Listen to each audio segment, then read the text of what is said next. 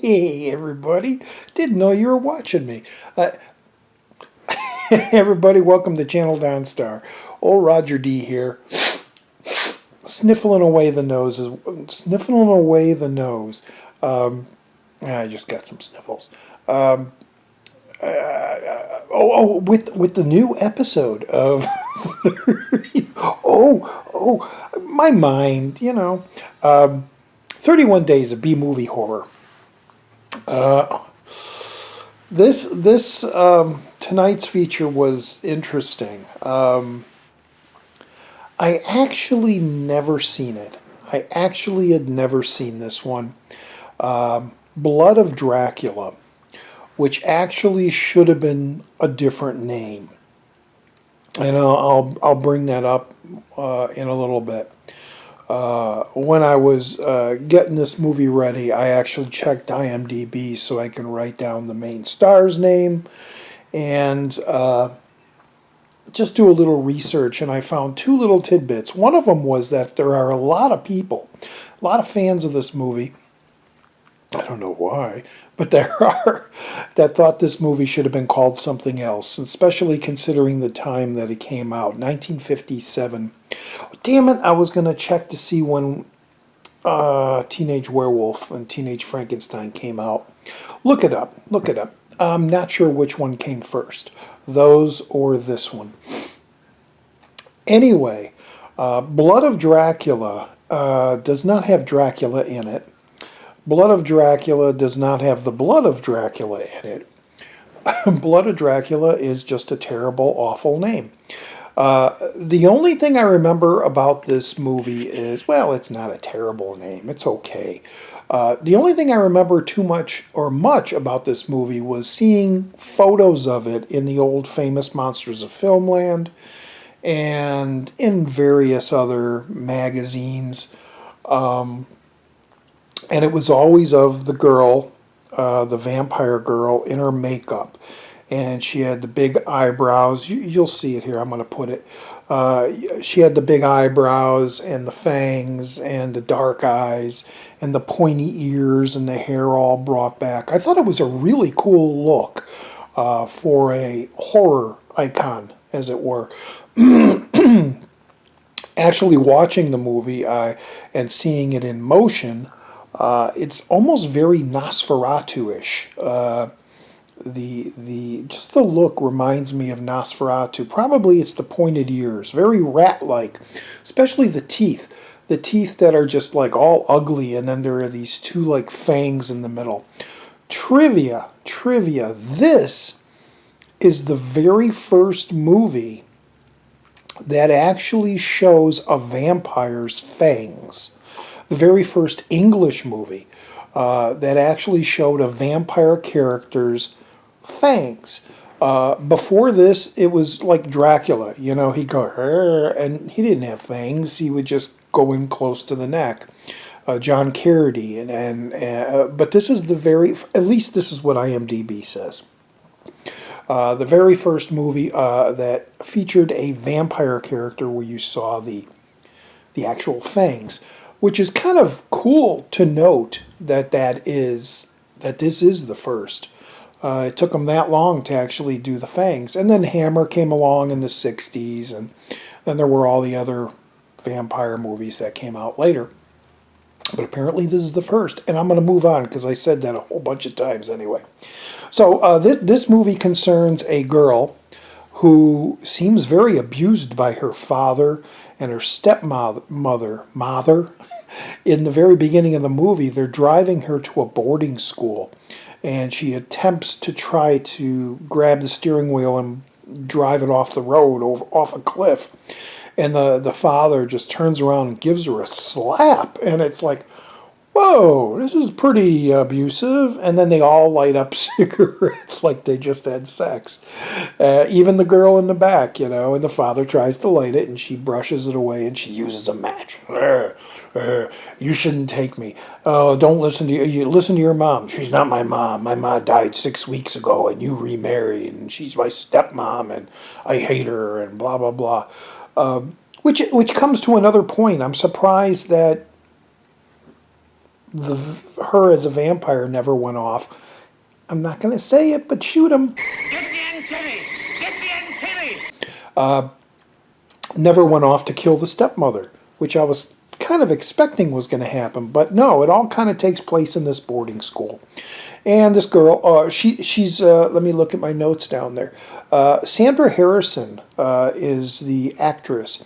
She plays Nancy, and she comes to this boarding school and meets the main teacher and running of the school, and Miss Branding, who is played by Louise Lewis, and she's the one that basically hypnotizes Nancy into going into her past and turning into this vampire character through a special amulet, a cat's eye amulet that she wears around her neck.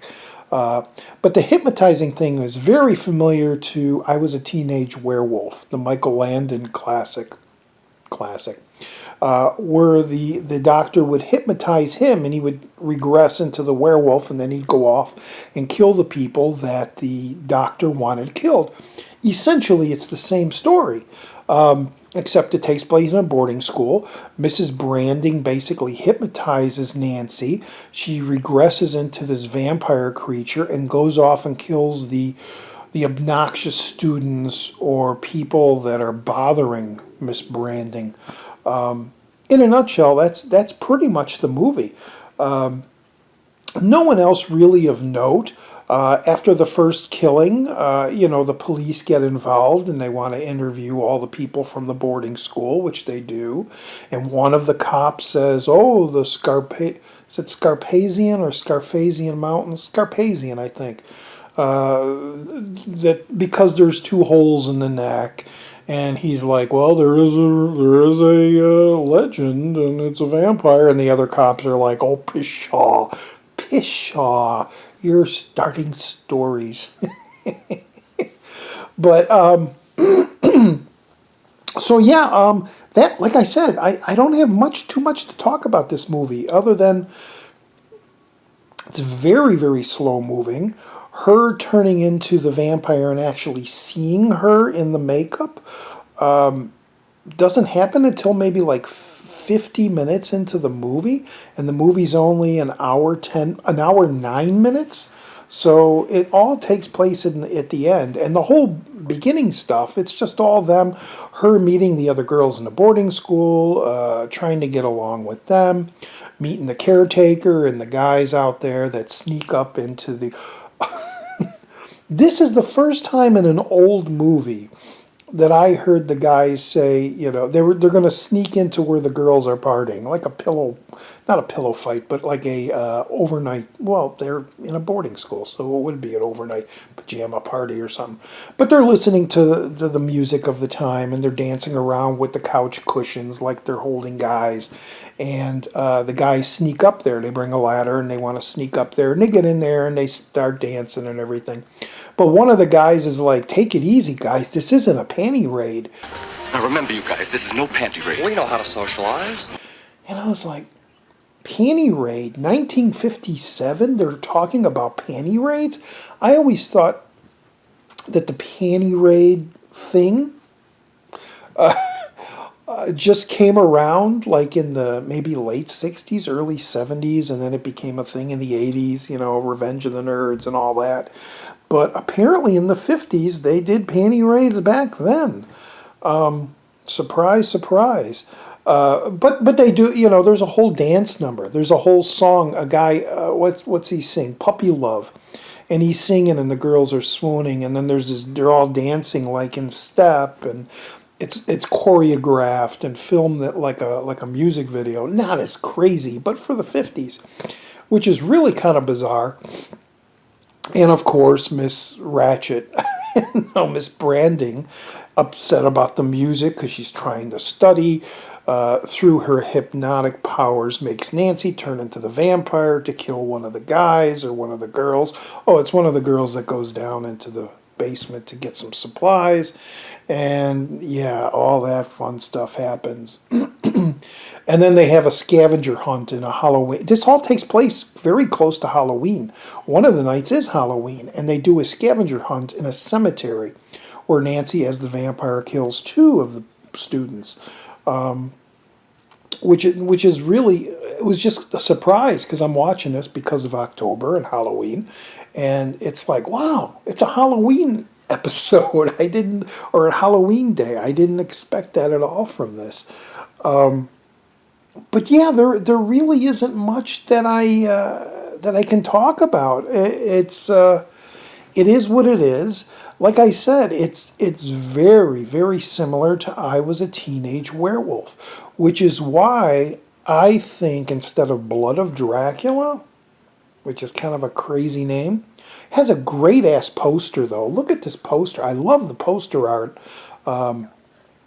And like I said, I love the look of the makeup that the girl wears, Sandra Harrison. But it should have been called I Was a Teenage Vampire. That seems to be what most of the people on IMDb who love this movie said it should have been called. And it should have been a trilogy. I had Teenage Vampire, Teenage Werewolf, Teenage Frankenstein. And then the final, which I got to tie those fingers down or shoot them so they're just like brr. Brr. If you know, and we're going to go on to that. I'm watching all three of those movies: the Teenage Frankenstein, Teenage Werewolf, and How to Make a Monster, which is a really cool combination of them and a breaking the fourth wall, as it were, of those movies. And we'll get into that later when I go to those movies. But yeah, I would have to say this is another teen movie.